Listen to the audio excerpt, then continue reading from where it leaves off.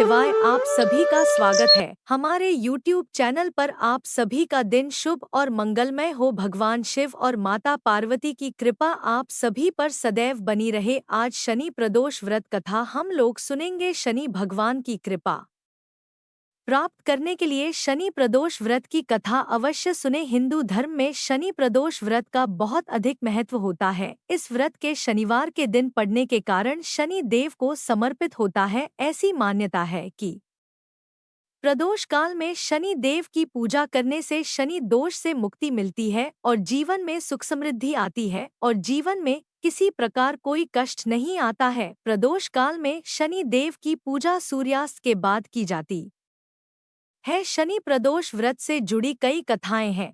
इन कथाओं में बताया गया है कि किस तरह महादेव ने अपने भक्तों की रक्षा की और उनके दुखों को दूर किया। शनि प्रदोष व्रत कथा पौराणिक कथा के अनुसार एक निर्धन ब्राह्मण की स्त्री दरिद्रता से दुखी होकर शांडिल्य ऋषि के पास जाकर बोली, हे महामुने, मैं अत्यंत दुखी हूँ, दुख निवारण का कोई उपाय बतलाइए। मेरे दोनों पुत्र आपकी शरण में हैं। मेरे ज्येष्ठ पुत्र का नाम धर्म है जो कि राजपुत्र है और लघु पुत्र का नाम शुचिव्रत है। अतः हम दरिद्री हैं, आप ही हमारा उद्धार कर सकते हैं। इतनी बात सुन ऋषि ने शिव प्रदोष व्रत करने के लिए कहा। तीनों प्राणी प्रदोष व्रत करने लगे। कुछ समय बाद प्रदोष व्रत आया, तब तीनों ने व्रत का संकल्प लिया। छोटा लड़का जिसका नाम शुचिव्रत था एक तालाब पर स्नान करने को गया तो उसे मार्ग में स्वर्ण कलश धन से भरपूर मिला। उसको लेकर वह घर आया। प्रसन्न हो माता से कहा कि माँ, यह धन मार्ग से प्राप्त हुआ है। माता ने धन देखकर शिव महिमा का वर्णन किया। राजपुत्र को अपने पास बुलाकर बोली, देखो पुत्र, यह धन हमें शिवजी की कृपा से प्राप्त हुआ है। आता प्रसाद के रूप में दोनों पुत्र आधा आधा बांट लो। माता का वचन सुन राजपुत्र ने शिव पार्वती का ध्यान किया और बोला, पूज्य, यह धन आपके पुत्र का ही है, मैं इसका अधिकारी नहीं हूँ। मुझे शंकर भगवान और माता पार्वती जब देंगे तब लूंगा। इतना कहकर वह राजपुत्र शंकर जी की पूजा में लग गया। एक दिन दोनों भाइयों का प्रदेश भ्रमण का विचार हुआ। वहां उन्होंने अनेक गंधर्व कन्याओं को क्रीड़ा करते हुए देखा। उन्हें देख शुचिव्रत ने कहा, भैया अब हमें इससे आगे नहीं जाना है। इतना कहकर शुचिव्रत उसी स्थान पर बैठ गया। परंतु राजपुत्र अकेला ही स्त्रियों के बीच में जा पहुंचा। वहां एक स्त्री अति सुंदरी राजकुमार को देख मोहित हो गई और राजपुत्र के पास पहुंचकर कहने लगी कि हे सखियों, इस वन के समीप ही जो दूसरा वन है, तुम वहां जाकर देखो, भांति भांति के पुष्प खिले हैं। बड़ा सुहावना समय है, उसकी शोभा देखकर आओ। मैं यहाँ बैठी हूँ, मेरे पैर में बहुत पीड़ा है। ये सुन सब सखियां दूसरे वन में चली गईं। वह अकेली सुंदर राजकुमार की ओर देखती रही। इधर राजकुमार भी कामुक दृष्टि से निहारने लगा। युवती बोली, आप कहाँ रहते हैं? वन में कैसे पधारे? किस राजा के पुत्र हैं? क्या नाम है? राजकुमार बोला, मैं विदर्भ नरेश का पुत्र हूँ। आप अपना परिचय दे। युवती बोली, मैं विद्रविक नामक गंधर्व की पुत्री हूँ। मेरा नाम अंशुमति है। मैंने आपकी मन स्थिति को जान लिया है कि आप मुझ पर मोहित हैं। विधाता ने हमारा तुम्हारा संयोग मिलाया है। युवती ने मोतियों का हार राजकुमार के गले में डाल दिया। राजकुमार हार स्वीकार करते हुए बोला कि हे भद्रे, मैंने आपका प्रेमोपहार स्वीकार कर लिया है, परंतु मैं निर्धन हूँ। राजकुमार के इन वचनों को सुनकर गंधर्व कन्या बोली कि मैं जैसा कह चुकी हूँ वैसा ही करूँगी, अब आप अपने घर जाएं। इतना कहकर वह गंधर्व कन्या सखियों से जा मिली। घर जाकर राजकुमार ने शुचिव्रत को डोट सारा वृतांत कह सुनाया। जब तीसरा दिन आया, वह राजपुत्र शुचिव्रत को लेकर उसी वन में जा पहुंचा। वही गंधर्व राज अपनी कन्या को लेकर आ पहुंचा। इन दोनों राजकुमारों को देख आसंदे कहा कि मैं कैलाश पर गया था। वहाँ शंकर जी ने मुझसे कहा कि धर्मगुप्त नाम का राजपुत्र है जो इस समय राज्य विहीन निर्धन है, मेरा परम भक्त है। हे गंधर्वराज, तुम उसकी सहायता करो। मैं महादेव जी की आज्ञा से इस कन्या को आपके पास लाया हूँ, आप इसका निर्वाह करें। मैं आपकी सहायता कर आपको राजगद्दी पर बिठा दूंगा। इस प्रकार गंधर्व राज ने कन्या का विधिवत विवाह कर दिया। विशेष धन और सुंदर गंधर्व कन्या को पाकर राजपुत्र अति प्रसन्न हुआ। भगवत कृपा से वह समयोपरांत अपने शत्रुओं को दमन करके राज्य का सुख भोगने लगा। शनि प्रदोष व्रत कथा के अनुसार प्राचीन काल में एक नगर सेठ थे। सेठ जी के घर में हर प्रकार की सुख सुविधाएं थी, लेकिन संतान नहीं होने के कारण सेठ और सेठानी हमेशा दुखी रहते थे। काफी सोच विचार करके सेठ जी ने अपना काम नौकरों को सौंप दिया और खुद सेठानी के साथ तीर्थयात्रा पर निकल पड़े। अपने नगर से बाहर निकलने पर उन्हें एक साधु मिले जो ध्यानमग्न बैठे थे। सेठ जी ने सोचा, क्यों न साधु से आशीर्वाद लेकर आगे की यात्रा की जाए। सेठ और सेठानी साधु के निकट बैठ गए। साधु ने जब आंखें खोली तो उन्हें ज्ञात हुआ कि सेठ और सेठानी काफी समय से आशीर्वाद की प्रतीक्षा में बैठे हैं। साधु ने सेठ और सेठानी से कहा कि मैं तुम्हारा दुख जानता हूं। तुम शनि प्रदोष व्रत करो, इससे तुम्हें संतान सुख प्राप्त होगा। साधु ने सेठ सेठानी प्रदोष व्रत की विधि भी बताई और शंकर भगवान की निम्न वंदना बताई। हे रुद्रदेव शिव नमस्कार। शिव शंकर जगगुरु नमस्कार। हे नीलकंठ सुर नमस्कार। शशि मौली चंद्र सुख नमस्कार। हे उमाकांत सुधी नमस्कार। उग्रत्व रूप मन नमस्कार। ईशान ईश प्रभु नमस्कार।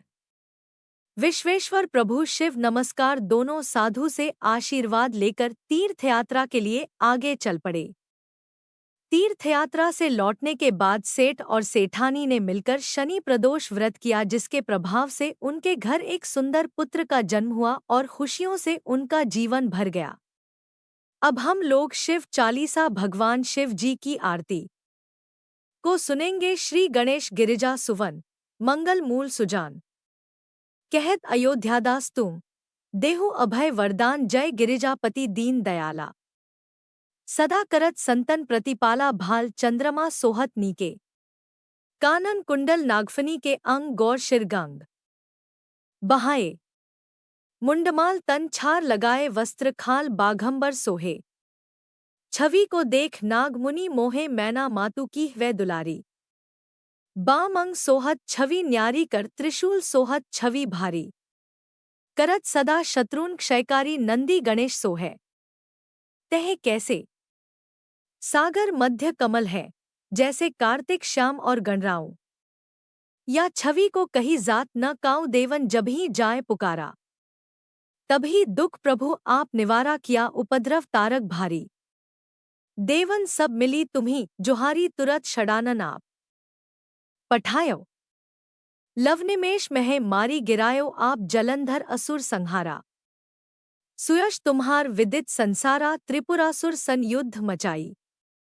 सभे कृपा कर लीन बचाई किया तपेंग भागीरथ भारी। पुरब प्रतिज्ञा तसु पुरारी दानिन मह तुम सम को नाही। सेवक स्तुति करत सदाही वेद नाम महिमा तव गाई। अकत अनादि भेद नहीं पाई प्रगट उद्धि मंथन में ज्वाला। जरे सुरासुर भये विहाला कीन्ह दया तह करी सहाई। नीलकंठ तब नाम कहाई पूजन रामचंद्र जब कीन्हा। जीत के लंक विभीषण दीन्हा सहस कमल में हो रहे धारी। कीन्ह परीक्षा तभी पुरारी एक कमल प्रभु राखेउ जोई। कमल नयन पूजन चहें सोई कठिन भक्ति देखी प्रभु शंकर। भये प्रसन्न दिए इच्छित वर जय जय जय। अनंत अविनाशी करत कृपा सबके घटवासी दुष्ट सकल नित मोही सतावे। भ्रमत रहे मोही चैन न आवे त्राही त्राही मैं नाथ पुकारो। यही अवसर मोही आन उबारो ले त्रिशूल शत्रुन को मारो। संकट से मोही आन उबारो मातु पिता भ्राता सब कोई। संकट में पूछत नहीं कोई स्वामी एक है आस तुम्हारी। आए हरहु अब संकट भारी धन निर्धन को देत सदाही।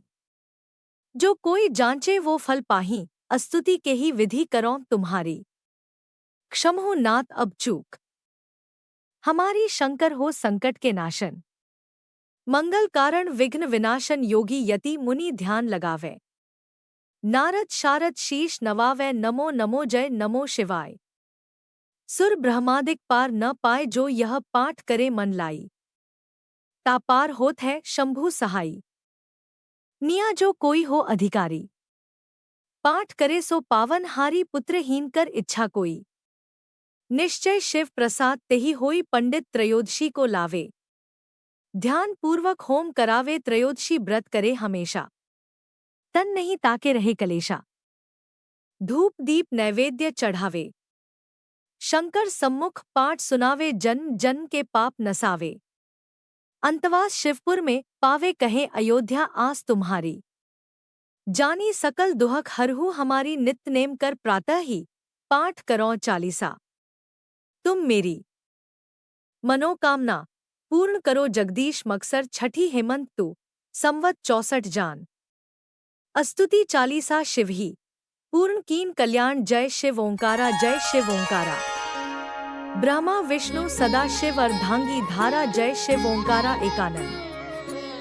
चतुरानन पंचानन राजे हंसानन गरुड़ासन वृषवाहन साजे जय शिव ओंकारा। 2 भुज 4 चतुर्भुज 10 भुज अति सोहे।